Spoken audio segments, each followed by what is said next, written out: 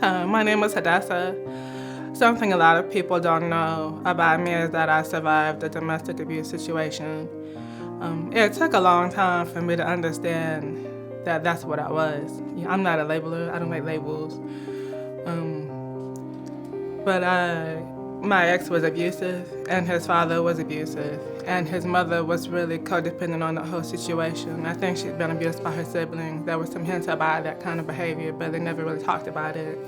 There was a lot of stuff they didn't bother to tell me. They kept stuff to themselves. But one night, I was driving home after a long work day. I was a bank teller at the time. My ex wanted to buy some kind of music from some artist or what have you, and I needed gas in the car to be able to get back and forth to work, the commute. So we were getting groceries at Walmart, and this joker just flipped out, right in the aisle, just yelling and gesturing. And, he's like 6'6", so there's a lot of him to gesture. And you start gesturing, and you're that big. So it made this huge scene. And, we want to discuss the unfairness of people staring at us and then giving me dirty looks as if I was at fault when I was just dealing with his misbehavior, the things people assume. But just having to manage another adult who was not behaving like a grown man, that's enough stress as it is. We finally get the groceries and everything, and I get him corralled back out to the car. He takes out this huge hunting flip utility knife while I'm driving. And it was smooth on the tip and serrated toward the hinge of it, and it was really ugly, And says, "I'm going to kill myself if you don't let me do what I want." So there's a cop that's facing us. He's about to pass, and we were sitting at a light by then.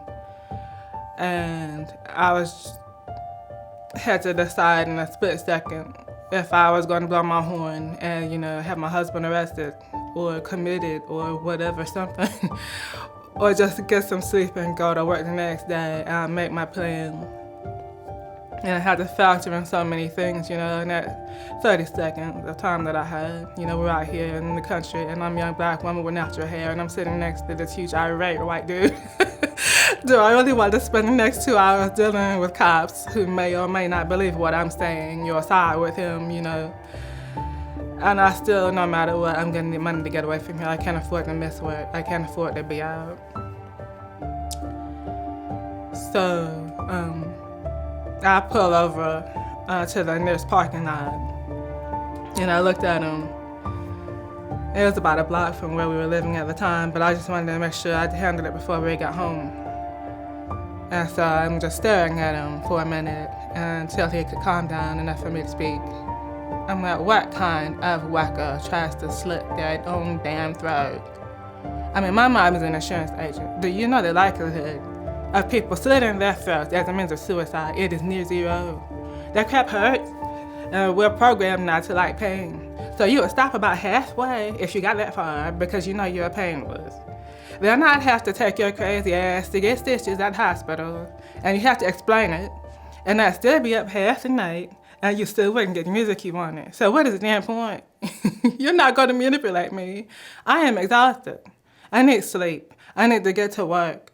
I am not dealing with this tonight. And what kind of husband doesn't make sure his wife has gas to get to work? You don't even drive. So I'm having the whole conversation. What kind of conversation? And everything. Never mind, the whole notion of, oh, I love him, I don't want him to hurt himself, That was a given, but the only thing that people really and truly cannot rely on is cold logic, and that worked. I still made sure that I knew where the knife was when he went to sleep, but I know I couldn't keep every sharp object out of his hands or rely on his sanity to keep me safe when I closed my eyes at night. So I started planning my escape at that point. We moved back to my hometown eventually, away from his family. They had a fit because they had been trying to isolate me, and so I flipped the script. And then, one thing after another, I steadily distanced myself and took step after step to kind of be more independent until we reached a separation agreement. He went back to live with his parents. I was the only one working and paying bills at the time. And it wasn't until I had a non-emergency policeman there so nothing would happen when he came to pick up his stuff the last time, his final move out. And I described the fits and the manipulative tactics and, the occasional blows. And he's listening, the policeman is listening, and he says, man, we have a strict policy about domestic violence. We don't always assume that just because we can't see blows that he hasn't hit you.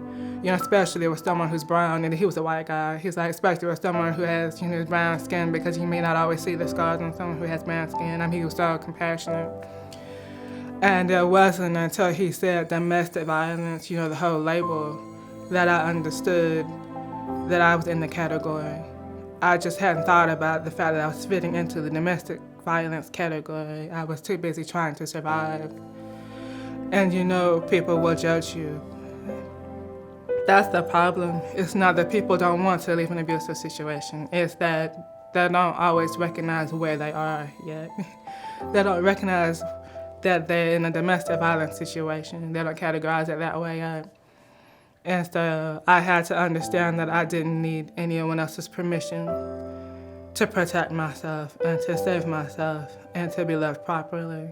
I decided that was something that I was going to have for myself.